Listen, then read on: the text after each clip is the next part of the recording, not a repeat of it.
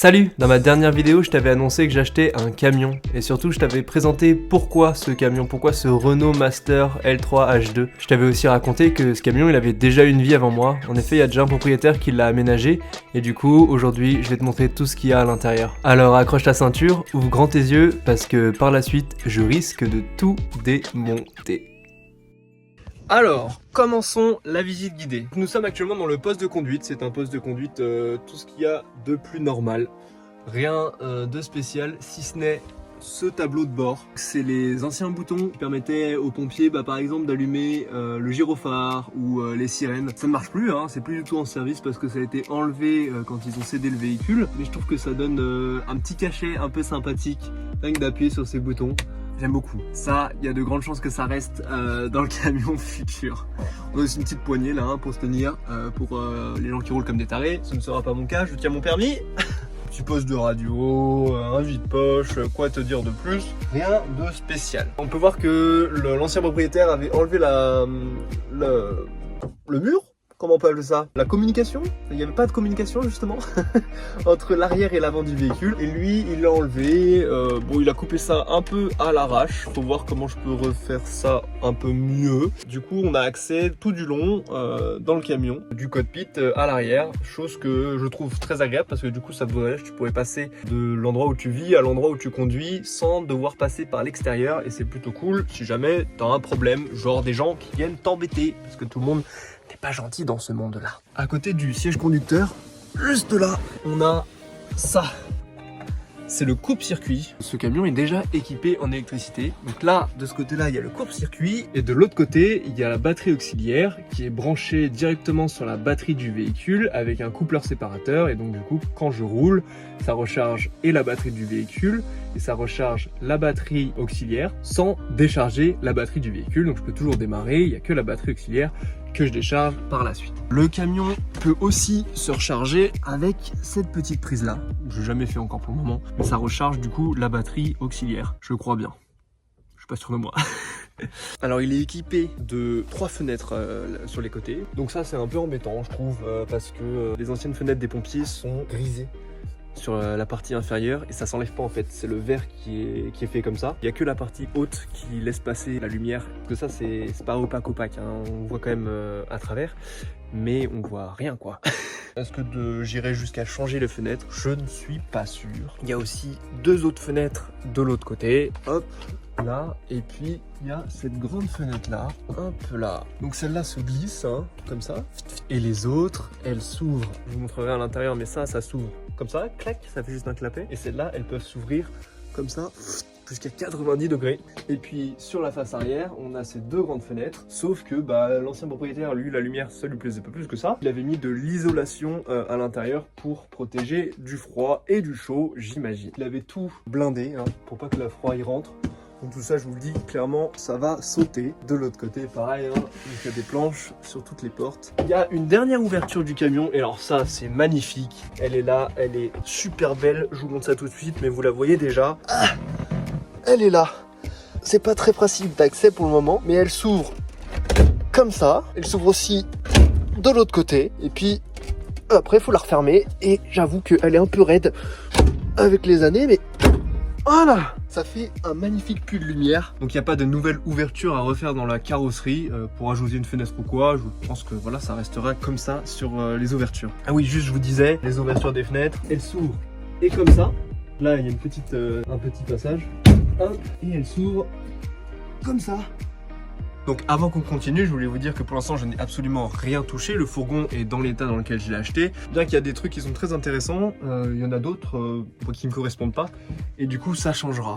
On a ce four. C'est peut-être un détail pour vous, mais pour moi ça veut dire beaucoup. C'est quand même une grande step dans ma vie parce que je n'ai jamais eu de four dans aucun des appartements que j'ai eu dans le passé quoi. Il fallait que j'ai un camion pour avoir un four. Sur le côté là, il avait mis une petite bouteille de gaz. On l'ouvre et puis par la suite, on attend juste que le gaz y vienne.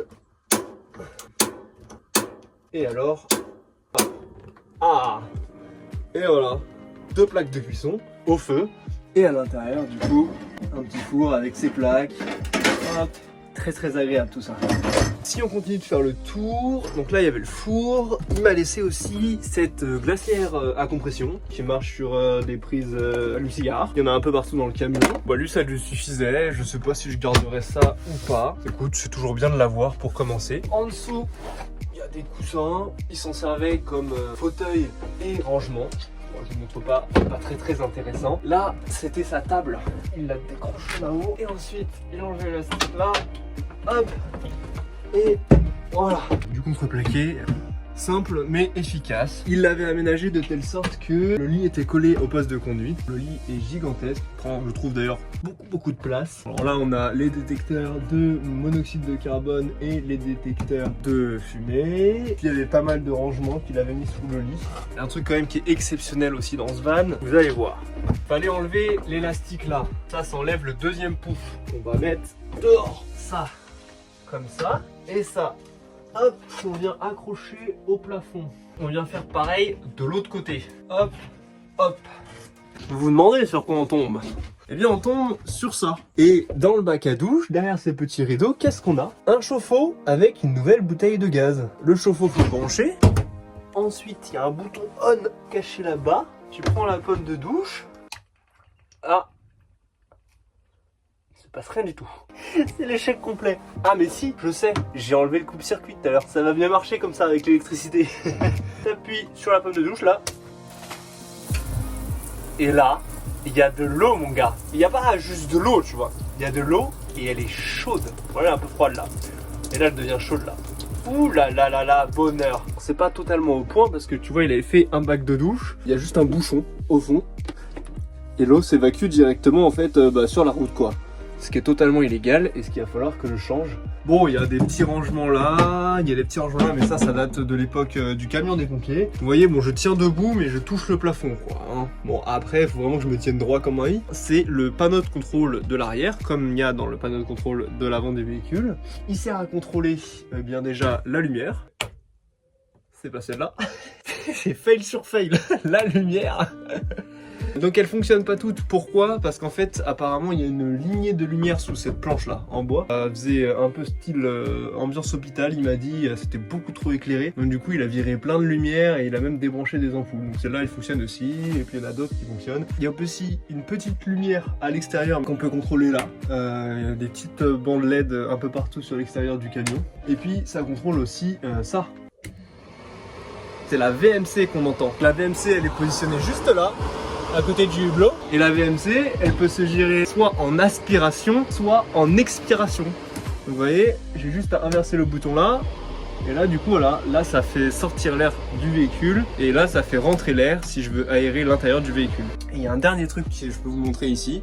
C'est ce petit panneau de contrôle qui permet de contrôler le truc qui est caché derrière ça. Je sais pas si on voit bien, mais ça c'est une buse parce que dans le camion il y a le chauffage. Donc c'est un chauffage Webmasto, je sais plus.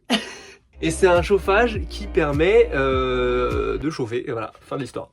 Non, c'est un chauffage qui utilise carburant du véhicule, le gasoil, il va le transformer en chaleur. Mais du coup, j'ai même pas besoin de l'alimenter. Grâce à l'électricité, il fait ça directement. Il va chercher dans le réservoir du camion et il pousse le chauffage. C'est totalement bien fait parce que c'était fait par les pompiers. Je l'ai essayé il y a pas longtemps. Il faisait 5 degrés dehors et il faisait 20 dans le camion. C'est vraiment super cool. Sur l'autre côté, juste là, ça c'est un paravent, un parasoleil, un auvent. Je sais pas comment on dit, vous dites comme vous voulez. Ça s'ouvre comme ça et ça permet de faire de l'ombre. Sur cette porte coulissante, on a accès à tout ce qui se passe en dessous le lit. Oula, c'est un peu le bazar. Il y a tout qui s'est fait la malle. Une roue de secours, des tiroirs avec des rangements. Là-bas, le chauffe-eau avec sa bouteille de gaz vue par derrière. On a la cuve à eau. Et là, c'est un siège Renault, en fait, il se met à la place de la banquette. Tu vas avoir plus d'espace à l'avant et que tu veux mettre un siège conducteur et un siège passager, c'est possible. C'est plus confortable que la banquette, mais tu perds une place quoi. Je pense que je vous ai tout montré.